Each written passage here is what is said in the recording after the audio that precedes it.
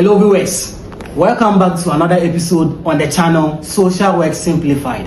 In today's episode, we are going to look at some general terms that are central to understanding the discipline of social work. These terms includes a theory, a model, a paradigm, a perspective, an approach, and a method. Now, these terms are often used interchangeably in social work. However, these terms differ from one to another. I know maybe you might have been confused about these terms. What I want to tell you is that it's not your fault. Even professors use them wrongly. In this episode, we are going to take them one after the other and delve into it for you to understand what each clearly means and how they are being applied in social work practice. Now, let's roll it back. Now, the first term that we are going to delve into is called a theory. One will ask, what then is a theory? So when we say a theory is a set of ideas or principles that help social workers to understand human problems, to understand the social systems as well as human behavior. So this is what a theory helps us do, to understand human problems, to also understand human behavior as well as our social systems. So in shorter view, what this means is that a theory explains why problems occur. It also predicts what will happen in the future, and it comes with an intervention to intervene and address these problems that we've studied. So in simple terms, theories help us do three things. So I normally use an acronym called EPI. So E means that theory explains why problems occur. The P means that theories predict what will occur in the future, and the I means that theories intervene in addressing a problem. Now, a typical theory is social attachment theory. So with attachment theory, it explains how a person's early childhood relationship affects the person's later relationship. So looking at this theory, it helps social workers to understand the difficulties that clients experience in forming relationship. So this is what theory helps us to understand. Explains why problems occur, predicts what will happen in the future, and also intervene by bringing an intervention to address these social issues or social problems that human being faces. So in short, this is what a theory does in social work practice. Now, the second term we are going to explain or talk about is a model.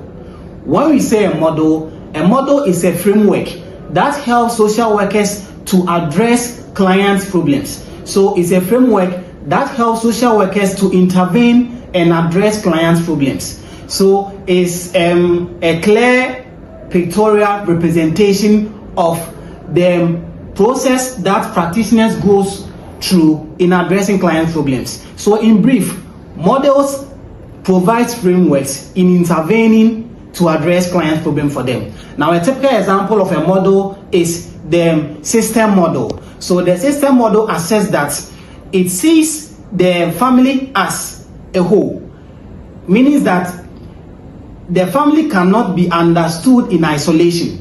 It means the family as an element or as a model is interconnected, is interrelated, and also interdependent. So if we want to truly understand the family system, we don't have to focus on one person, because one person's influence the other person's behavior.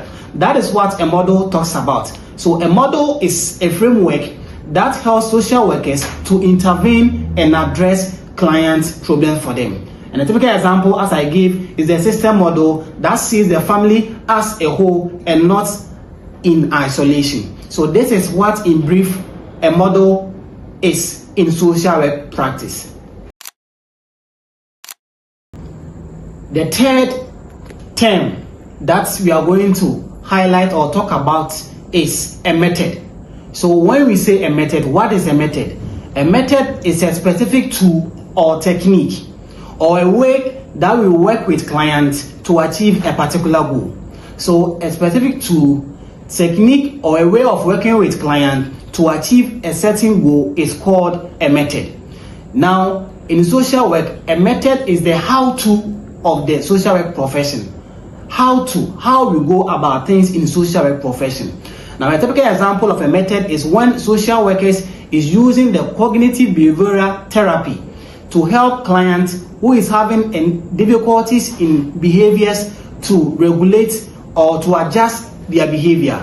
So that is a specific way that we use to help clients unlearn a specific behavior that they've learned. So that is a method. So a specific tool or technique or a way in which practitioners or social workers we use in working with clients to achieve a certain goal or purpose is called a method.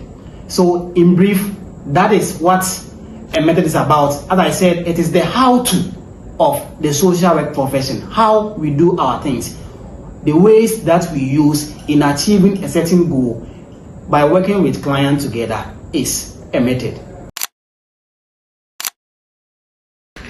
So the fourth key term that we are going to talk about is an approach. So when we say an approach is the general way or the diverse way of addressing a particular problem. So that is an approach. So an approach itself is diverse in nature. So we don't have one particular way of doing things. If we are social workers, if we are facing the same problem, my way of doing or addressing that issue with the client might be different from yours as well. So that is an approach. So the diverse or the general ways of addressing a particular problem is called an approach.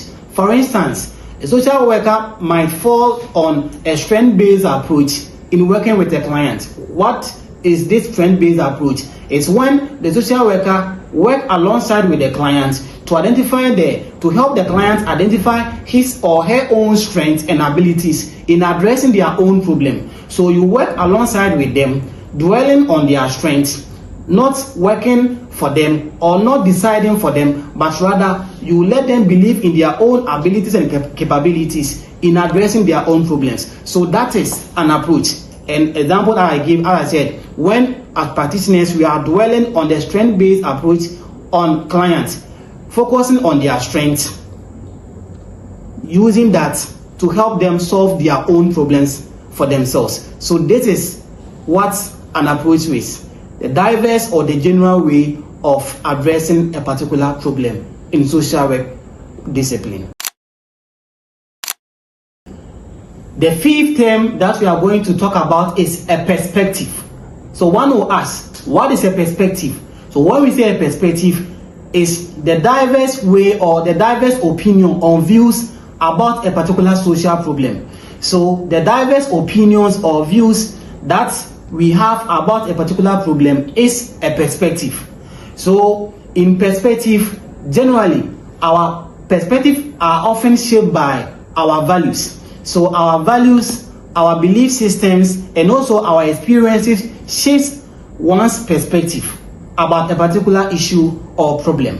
Now, for instance, when we have two social workers who are dealing with a family who is experiencing an addiction, this is an example. If we are two different social workers working on this same family, they all have different perspectives based on their value systems, based on their experiences, and also based on the values that they have. So when we talk of perspective, it's the diverse ways or the diverse views and opinions that we have concerning a particular problem. So if you have two social workers working with people or a family experiencing an addiction, my way or my perspective on that family might be different from your perspective. And it's based on my experiences or your experiences or my value system and my belief or your value system and your belief. So that is a perspective. Different opinions or different views about a particular thing or problem is a perspective in social work practice. Now, the sixth and final term to explain is a paradigm. So one will ask, what is a paradigm? A paradigm is a broad philosophical and theoretical frameworks that shapes how social workers understand human problem or social problems. So a paradigm is a broad philosophical and theoretical frameworks that shapes how as social workers, how we understand social problems. Now, a typical example of a paradigm is the social justice paradigm.